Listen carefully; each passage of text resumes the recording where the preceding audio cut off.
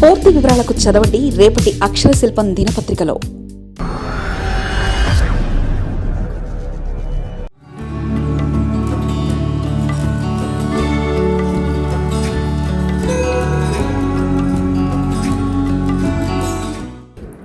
డ్రోన్లతో చల్లేందుకు విత్తనాల గోళీలు తయారు చేయండి.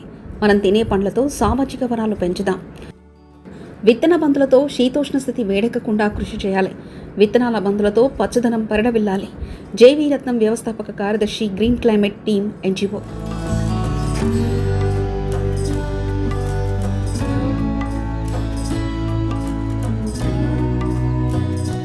డ్రోన్లతో చల్లేందుకు విత్తనాల గోళీలు తయారు చేయండి గ్రీన్ క్లైమేట్ టీమ్, ఎన్జీఓ వ్యవస్థాపక కార్యదర్శి జేవీ రత్నం పిలుపునిచ్చారు.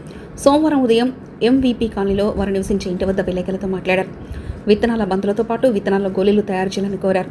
విత్తన బంతులు మనుషుల ద్వారా, హెలికాప్టర్ల ద్వారా చల్లవచ్చని, 6 మిల్లీమీటర్ల సైజులో తయారు చేసిన విత్తనాల గోళీలు డ్రోన్లతో కొండల మీద వేయొచ్చని వివరించారు. మనం తినే మామిడి పండ్లు, నేరేడు, ఈత, నారింజ, సీతాఫలం, రామఫలం, సపోటా పండ్ల విత్తనాలు, మన ఇంటి దగ్గరలో లభ్యమయ్యే పంచదార పళ్ళు, బొడ్డ, కుంకుడుకాయ, చింత, పొగడ, కానుక, తురాయ్, రేలా తదితరుల విత్తనాలతో సామాజిక వనాలు పెంచుతామన్నారు. ఈ విధంగా విత్తన బంతులతో శీతోష్ణ స్థితి వేడకుండా కృషి చేయాలని కోరారు. విత్తన బంతులు తయారు చేయడం అనేది 10,000 సంవత్సరాల కిందట మొదలైందని, దీని ఆది మానవులు ఏనుగు లద్దెల నుండి మొక్కలు రావడం చూసి ఆ విధానం అవలంబించినట్లు చరిత్రకారులు భావిస్తున్నారు. విత్తనాల బంతులతో పచ్చదనం పరిడవిల్లాలా ప్రతి ఒక్కరూ కృషి చేయాలని కోరారు. ఈ కార్యక్రమంలో గ్రీన్ క్లైమేట్ టీమ్ ఎన్జీఓ సమన్వయకర్త జె రాజేశ్వరి, యాక్షన్ ఎయిడ్ సంస్థ ప్రతినిధి ఐ కృష్ణకుమారి తదితరులు పాల్గొన్నారు. పెద్ద పెద్ద సైజులో ఉన్న సీడ్ బాక్స్ చేసుకుంటూ వచ్చాం. కొన్ని గోళీలు కూడా, విత్తన గోళీలు కూడా తయారు చేయడం జరిగింది. కాకపోతే ఈరోజు మనం విత్తన గోళీలు కాకుండా అంతకన్నా తక్కువ సైజులో ఏదైతే డ్రోన్ ఉందో, డ్రోన్ ఆధారంగా విత్తనాలు చల్లడం కోసం కొండల మీద భాగంలో ఏం చల్లాలి, కొండ వాలు ప్రాంతంలో ఏం విత్తనాలు చల్లాలి, కొండ దిగువన ఫుట్ హిల్లో ఏం చల్లాలని ఆలోచన చేసినప్పుడు, ఫుట్ హిల్లో ఎక్కువగా ఫ్రూట్ వచ్చేది, పక్షులకి, జంతువులకి ఆహారాన్ని ఇచ్చేవి అన్నదంగా ఎక్కువగా ప్రణాళిక చేయడం జరిగింది. ప్రధానంగా ఈరోజు ఇండియన్ చెర్రీ, దేశీయ జామ, బొడ్డ చెట్ల విత్తనాల కాడికి వచ్చేటప్పటికి, బొడ్డ విత్తనాల కాడికి వచ్చేటప్పటికి మనం 6 రకాల బొడ్డ విత్తనాలు వాడుతున్నాము. ఇంతవరకు అందరికీ తెలిసిందా, బొడ్డ చెట్టు అనగానే ఒకే ఒక్క ఈ సైజ్ కాయ తెలుస్తుంది. కానీ ఇది కాదు. మనం ఏంటంటే పెద్ద పెద్ద బొడ్డ కాయలు, యాపిల్ కన్నా పెద్దవి, అలాగే యాపిల్ కన్నా పెద్దగా ఉండే బొడ్డ కాయలతో ఉన్న గుత్తులు, అలాగే గుత్తులుగా ఉన్న బొడ్డ, అలాగే కాడ బొడ్డకాయలు కాయటం, అలాగే వేరుకి వచ్చినవి, ఇవన్నీ కూడా దాదాపుగా 6 రకాల విత్తనాలు మనం సేకరించి చేస్తున్నాము. వీటి వల్ల ఏమవుతుందంటే చాలా రకాల పక్షులకి, ప్రధానంగా కోతులకి సంవత్సరం పొడవునా ఈ పండ్లు ఆహారంగా దొరుకుతాయి. అలాగే ఉడతలకి ఆహారం దొరుకుతుంది, చిలకకి ఆహారం దొరుకుతుంది. ఇవి ఆహారంగా తీసుకోవడమే కాకుండా వీటి రెట్ట ద్వారా విత్తన వ్యాప్తి జరిగి అడవి వ్యాప్తి జరుగుతుందని భావన చేస్తున్నాము. అలాగే ఈరోజు మనము దాదాపుగా 20 రకాల విత్తనాలతో ఇక్కడ సీడ్ బాల్స్ అనే రకాల విత్తనాలతో సీడ్ బాల్స్ అనేవి చేస్తున్నాము. ఈ సీడ్ బాల్స్ లో ఏదైతే డ్రోన్ తో అవసరమవుతుందో ఆ చిన్న సీడ్ బాల్స్ మనం పళ్ళ చేతి విత్తనాలతో చేస్తున్నాము. అలాగే పెద్ద పెద్ద సీడ్స్ ఉన్న వాటిని కూడా ఉపయోగించి మనం ఈరోజు సీడ్ బాల్స్ ఇక్కడ ప్రక్రియ అనేది చేస్తున్నాము.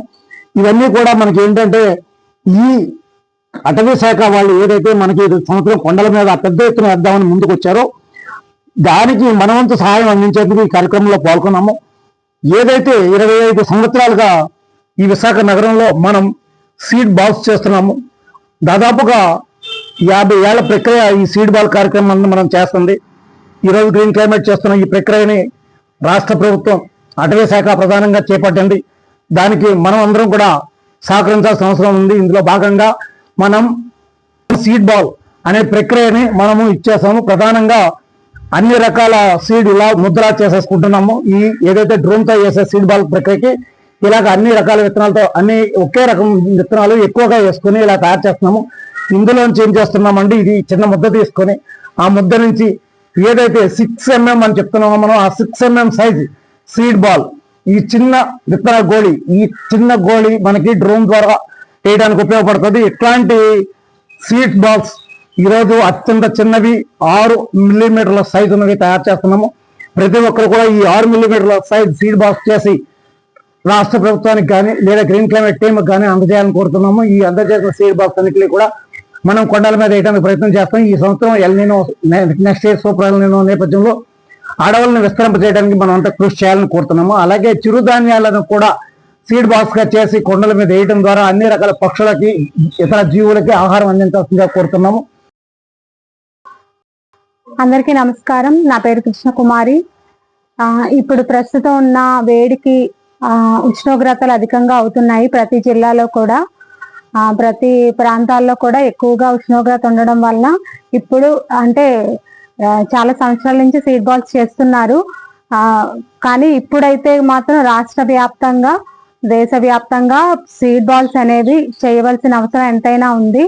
విత్తనాలు అనేవి మట్టి ప్యాడ్లో కలిపి వర్షాలు వచ్చే క్రమంలో కొండల మీద ఇలాగ విత్తనాలు చేస్తే ఈ విత్తనాలు అనేవి విత్తనాలతో బంతులు తయారు చేసి పట్టి పేడ పెట్టి బంతులు తయారు చేసిన తర్వాత వర్షాలు వచ్చే 2-3 రోజుల ముందు కొండ ప్రాంతాల్లో వేయడం వలన చాలా ఉపయోగం ఉంటుంది.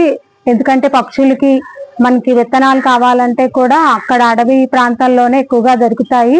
ఉష్ణోగ్రతలు కూడా దీని ద్వారా తగ్గడానికి అవకాశం ఉంటుంది. ఇందులోని రావి విత్తనాలు, చింత విత్తనాలు ఇలాంటివన్నీ కూడా చిరుధాన్యాలకు సంబంధించిన విత్తనాలు, పండ్ల జాతికి సంబంధించిన ఔషధాలకు సంబంధించిన విత్తనాలతో చేసిన విత్తన బంతులు కొండల్లో వేయడం ద్వారా పచ్చదనం అనేది ఉంటుంది. ఈ పచ్చదనం వలన రానున్న కాలంలో భవిష్యత్ తరాల వారికి వర్షాలు ఎక్కువగా పడే అవకాశం, ఉష్ణోగ్రతలు తక్కువగా ఉండే అవకాశం కూడా ఈ సంవత్సరం పొడుగునా కూడా విత్తన బంతులు తయారు చేసే కార్యక్రమం ప్రతి ఒక్కరు చేపట్టాలి. ఇది ప్రతి ఒక్కరి బాధ్యత అనుకొని చేస్తే భవిష్యత్ తరాల వారిని కాపాడిన వారం అవుతాం. Thank you.